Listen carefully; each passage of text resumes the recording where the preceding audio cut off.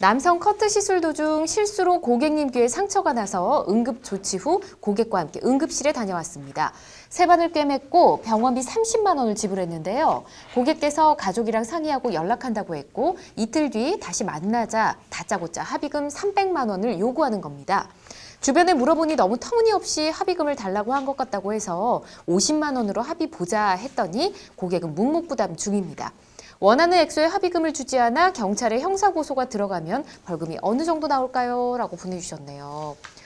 좀 터무니없는 합의금 이긴 한데 사실 저도 미용실에서 이렇게 뭐 고데기 이런 걸 하다가 귀를 살짝 대어본 적이 있는데 정말 너무 놀랬거든요. 이분같이 좀 많이 이렇게 병원을 갈 정도는 아니었지만 남성 고객이 이런 내용이면 과실치상으로 고소를 할 수도 있을 것 같습니다. 합의금 어느 정도로 얘기해야 되나요?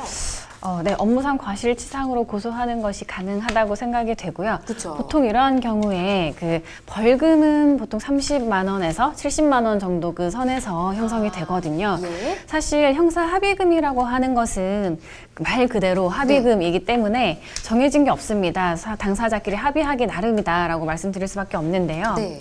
통상 많이 통용되기로는 상해 진단 1주당 한 50에서 100만 원 사이, 통상 70만 원 뭐 이 정도 선에서 상대방의 이제 그 합의점을 찾기 나름으로 정해지는 것으로 알려져 있습니다. 그렇군요. 조금 전에 약간의 벌금도 얘기해 주시고 합의금 산정 기준을 좀 언급을 해 주셨는데 지금 조금 전에 언급해 주신 벌금 정도라면 이전에 뭐 범죄 전력이 없다면 이 정도면 가벼운 처분 아닐까요?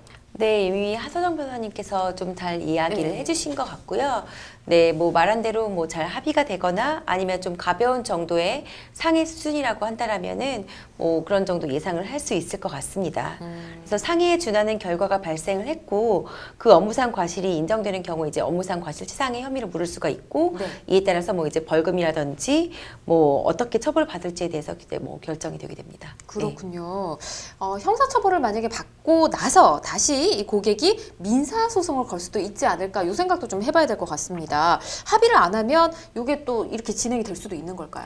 네네. 또 합의를 했다 안 했다랑 별개로 형사와 또 민사는 별개이기 때문에요. 그렇죠. 형사 합의금을 설사 지불했다고 해도 민사소송은 충분히 제기될 수 있어요. 그렇기 때문에 이제 변호사를 통해서 네. 이제 완비된 그 합의를 진행을 하실 때는 이제 합의금을 충분히 협상을 하고 그에 따라서 민, 형사상 모든 합의가 이것으로 완료된 것으로 정리하고 또 부재소 합의까지 더해서 하는 경우가 많아요. 네. 이럴 때는 민사소송도 상대방이 제기할 수 없게 되는 것이고요.